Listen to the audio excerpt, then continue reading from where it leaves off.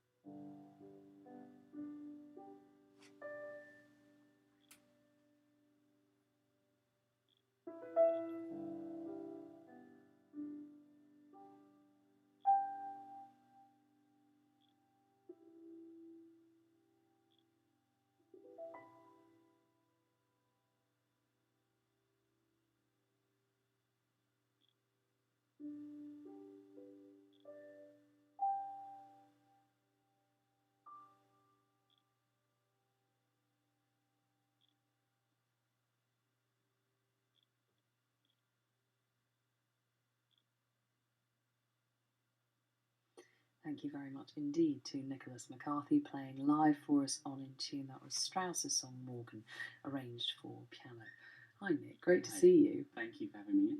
Very, very beautiful piece that. I do love it. And I mean, I have to say, one of the things about the radio is that people at home can't see how you played that piece. So just tell us what it is about you that makes you such an extraordinary pianist. Well, I was born without my right hand, so I'm a left-hand alone pianist, and that piece was sent to me by a friend of mine actually, who thought I would enjoy playing it, and yes, I played it through, and I thought, oh, definitely going to program that into my recitals. So yeah, it's a beautiful piece, and managed to get a lot of ethereal kind of sounds from the piano with it. So yeah, it's a favourite of mine.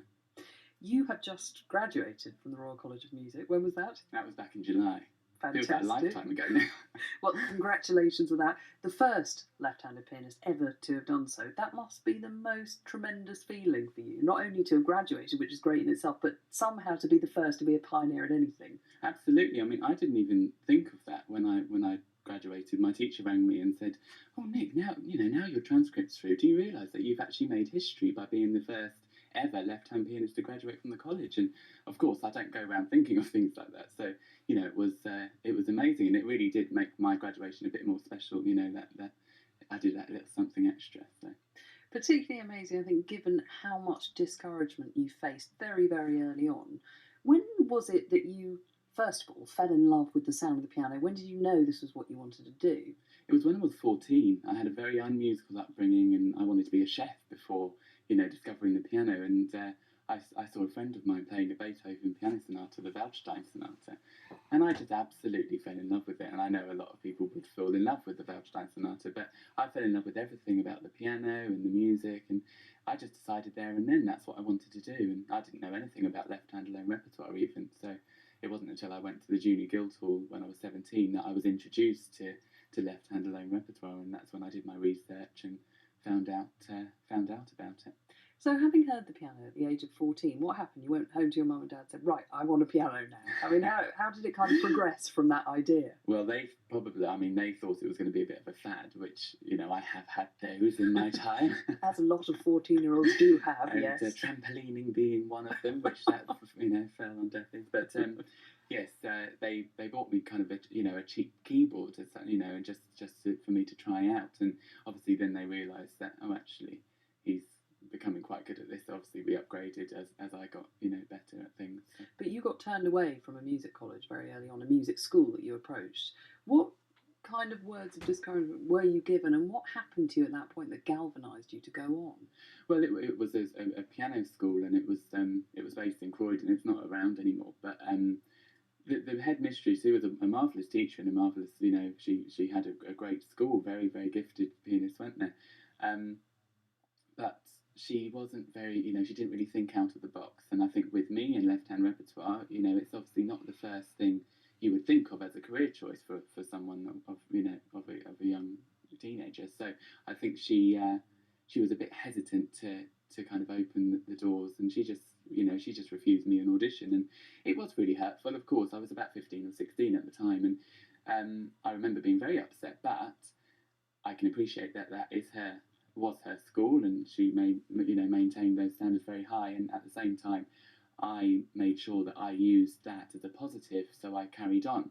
And subsequently, obviously, I got into Junior Guildhall, which was actually better because it enabled me to study with Lucy Parham for 2 years, which obviously she's a great fantastic pianist. Yeah, absolutely fantastic, and a brilliant teacher as well. So,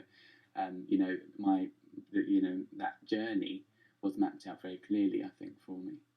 But was there a moment before you got to the Guildhall where you felt, actually, this is what I want, and it just might not be possible to make it happen because people are going to stand in my way? I think every artist would go through that at some stage. Obviously, when I joined the Junior Guildhall, I was in classes with people who'd been playing the piano from the age of 3 and, sight reading beautifully, whereas there was me, obviously, from 14, from scratch. I wasn't you were playing catch-up reading, so I was constantly having to play catch-up, not only technically, but also, musically, and learning to sight read at the same time, which was difficult.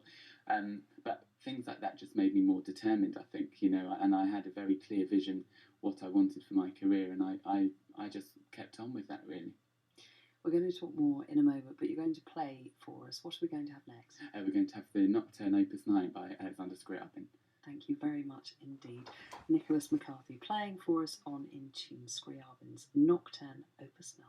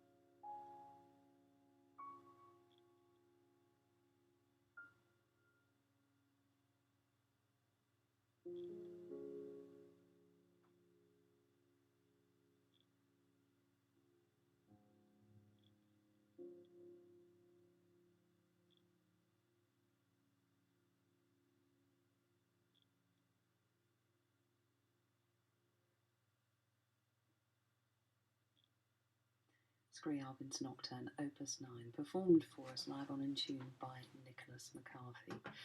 Nick, it's worth saying that all the music you play is written or arranged for one hand. There's no kind of jiggery pokery. You haven't changed anything in this music, have you? This is this amazing repository of music for the left hand. Absolutely. I mean, I didn't realise until I started, delving into researching the repertoire, and I just found there's a lifetime's worth of work, really, and enough to keep me busy, certainly.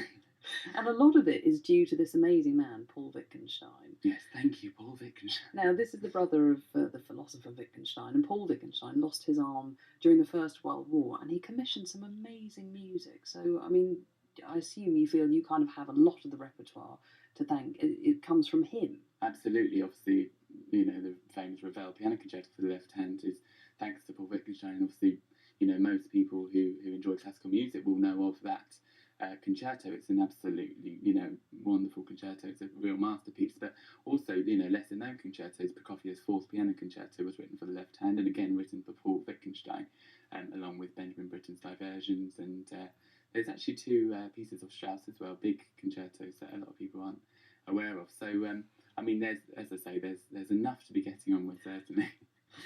I have to ask you, there will be, of course, a huge focus in the coming weeks on particularly disability in sport, looking at the kind of tremendous leaps forward that have happened over the last century, or half century at least, with not just the technology and what's possible to do in terms of things like new limb technologies, but looking at the social leaps forward and the way that Paralympics are going to be looked at in 2012.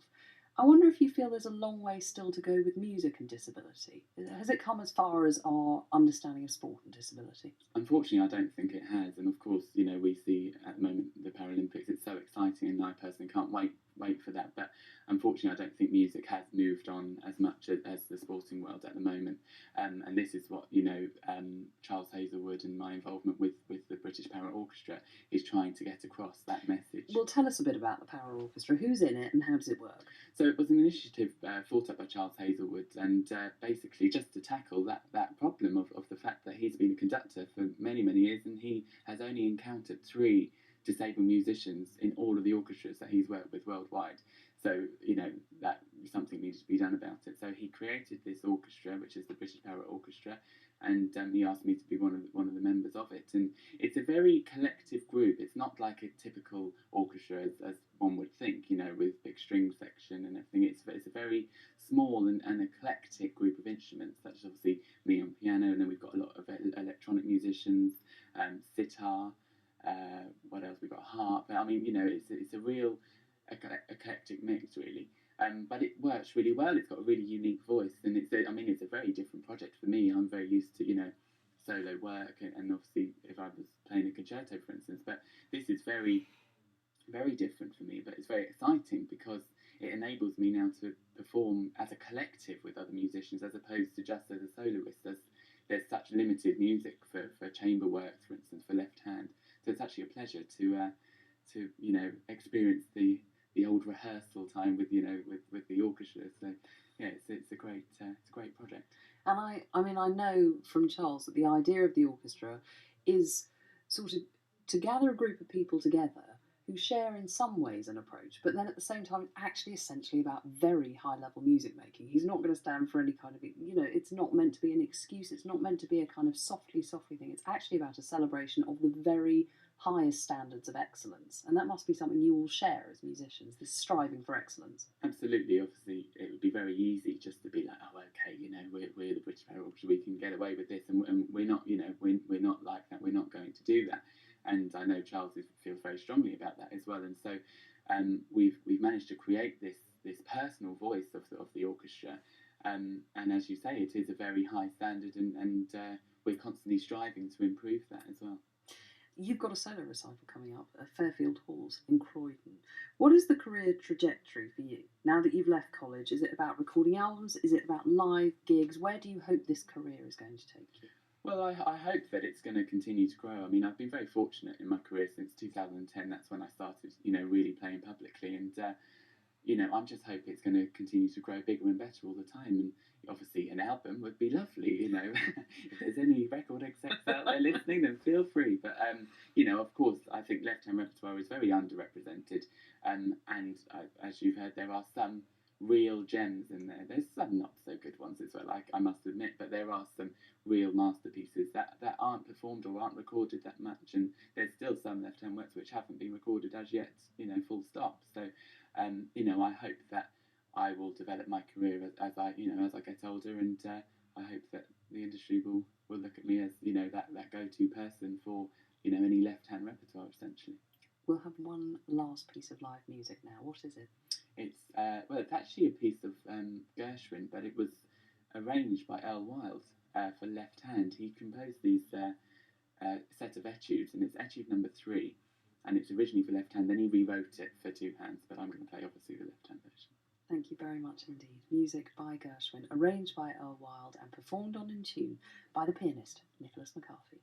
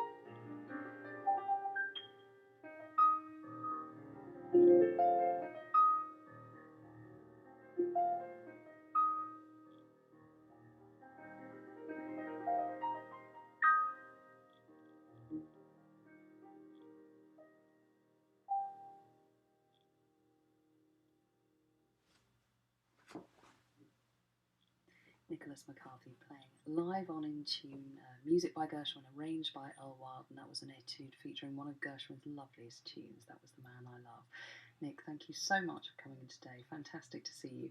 Nicholas McCarthy's solo recital is at Fairfield Hall's Kleinon on the 13th of September. The programme includes music by Scriabin, Reinecker and Charbonnet. Nick, great to see you. Thanks. Thank you so much for having me here. Well, after that, Gershwin, let's stay in America next.